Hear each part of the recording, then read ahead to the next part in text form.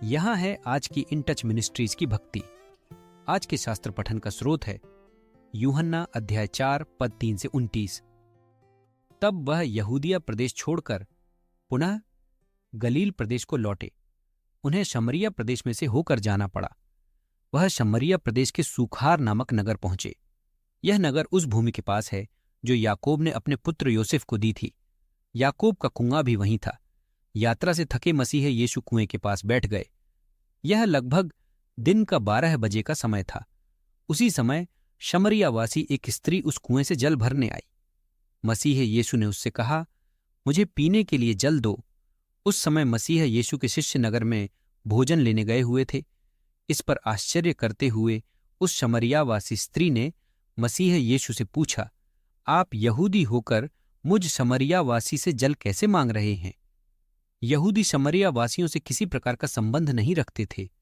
मसीह यीशु ने उत्तर दिया, यदि तुम परमेश्वर के वरदान को जानती और यह पहचानती कि वह कौन है जो तुमसे कह रहा है, मुझे पीने के लिए जल दो, तो तुम उससे मांगती और वह तुम्हें जीवन का जल देता।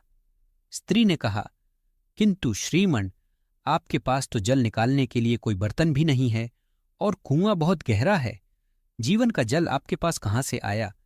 आप हमारे कुलपिता याकूब से बढ़कर तो हैं नहीं, जिन्होंने हमें यह कुआं दिया, जिसमें से स्वयं उन्होंने, उनकी संतान ने और उनके पशुओं ने भी पिया। मसीह यीशु ने कहा, कुएं का जल पीकर हर एक व्यक्ति फिर प्यासा होगा, किंतु जो व्यक्ति मेरा दिया हुआ जल पिएगा वह आजीवन किसी भी प्रकार से प्यासा न होगा, और वह जल जो मैं उसे दूंगा उसमें से अनंत काल के जीवन का सोता बनकर फूट निकलेगा। यह सुनकर स्त्री ने उनसे कहा, श्रीमण, आप मुझे भी वह जल दीजिए कि मुझे न प्यास लगे और न ही मुझे यहां तक जल भरने आते रहना पड़े। मसीह यीशु ने उससे कहा, जाओ, अपने पति को यहां लेकर आओ। स्त्री ने उत्तर दिया, मेरे पति नहीं है। मसीह यीशु ने उससे कहा, तुमने सच कहा कि तुम्हारा पति नहीं है। सच यह है कि 5 पति पहले ही तुम्हारे साथ रह चुके हैं, और अब भी जो तुम्हारे साथ रह रहा है तुम्हारा पति नहीं है।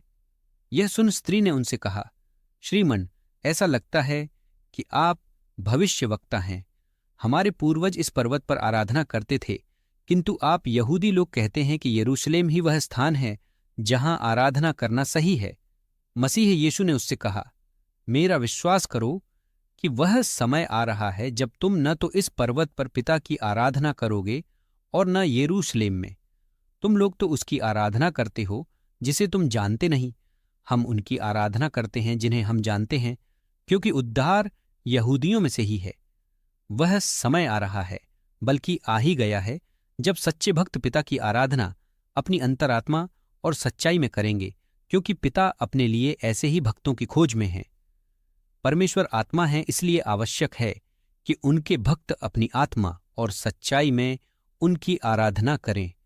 स्त्री ने उनसे कहा, मैं जानती हूं कि मसीह, जिन्हें ख्रिस्त कहा जाता है, आ रहे हैं। जब वह आएंगे तो सब कुछ साफ कर देंगे। मसीह यीशु ने उससे कहा, जो तुमसे बातें कर रहा है वही तो मैं ही हूं। तभी उनके शिष्य आ गए और मसीह यीशु को एक स्त्री से बातें करते देख दंग रह गए। फिर भी किसी ने उनसे यह पूछने का साहस नहीं किया कि वह एक स्त्री से बातें क्यों कर रहे थे या उससे क्या जानना चाहते थे। अपना घड़ा वहीं छोड़ वह स्त्री नगर में जाकर लोगों को बताने लगी, आओ, एक व्यक्ति को देखो जिन्होंने मेरे जीवन की सारी बातें सुना दी हैं। कहीं यही तो मसीह नहीं?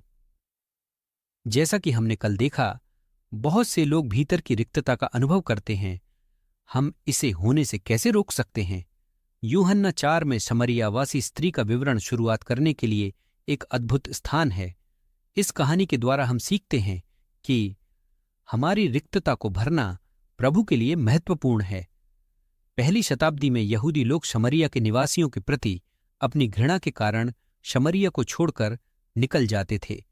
फिर भी यीशु ने वहीं से होकर यात्रा करना चुना, क्योंकि वह जानते थे कि एक दुखी स्त्री पिता के प्रेम के बारे में सुनने के लिए तैयार है। हमारी खुश रहने की कोशिशें अक्सर अधूरी रह जाती हैं।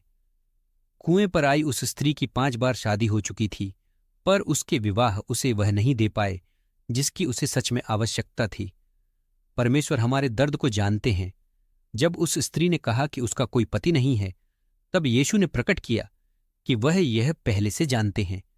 उसके घाव और उसकी भीतर की लालसा दोनों के प्रति अपनी जागरूकता दिखाकर यीशु ने उस स्त्री को अपनी बड़ी आवश्यकता पहचानने में मदद की। एक उद्धारकर्ता। यीशु हमारी लालसाओं को तृप्त कर सकते हैं। यीशु ने परिपूर्ण जीवन का मार्ग बताया। जो कोई उस जल में से पिएगा जो मैं उसे दूंगा, वह फिर कभी प्यासा न होगा। क्या आप कभी शमरियावासी स्त्री की तरह ठुकराए हुए और प्रेम व परिपूर्णता की लालसा करते हुए महसूस करते हैं? अपने प्रेमी स्वर्गीय पिता के सामने समर्पण करें और जैसा जीवन आप अब तक जानते आए हैं, वह बेहतर के लिए बदल जाएगा।